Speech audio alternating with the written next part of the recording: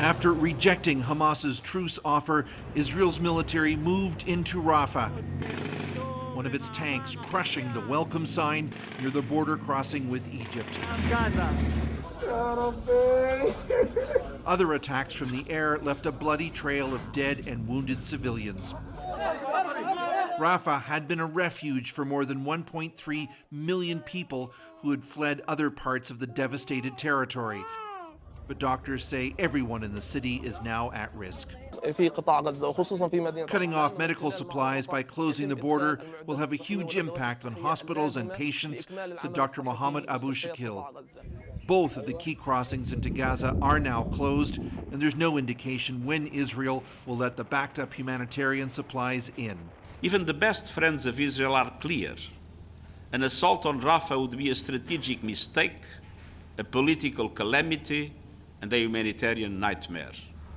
But Israel seizing control of the border crossing Tuesday may be aimed at putting more pressure on Hamas and not necessarily the beginning of a long-threatened ground offensive.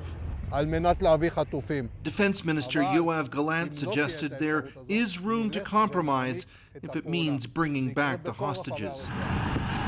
Squeezed by international pressure on one side and his right-wing coalition partners on the other, Prime Minister Benjamin Netanyahu has said eliminating Hamas's remaining fighters is essential to freeing the Israeli hostages. But increasingly, many Israelis, and especially the families of hostages, don't believe those aims are compatible. If the only way to get the hostages back is by providing an Israeli guarantee to end this war, then end this war.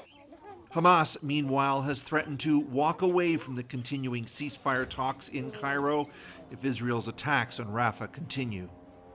And Chris, there are even more signs tonight of disagreements between Israel and the U.S.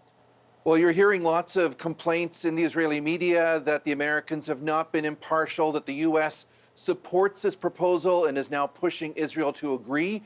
The Americans deny this. A number of sources have also claimed the U.S.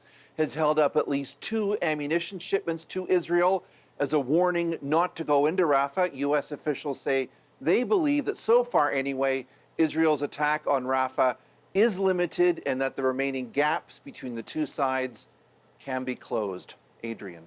All right, well, the world will be watching. Chris Brown in Jerusalem for us tonight. Thank you, Chris.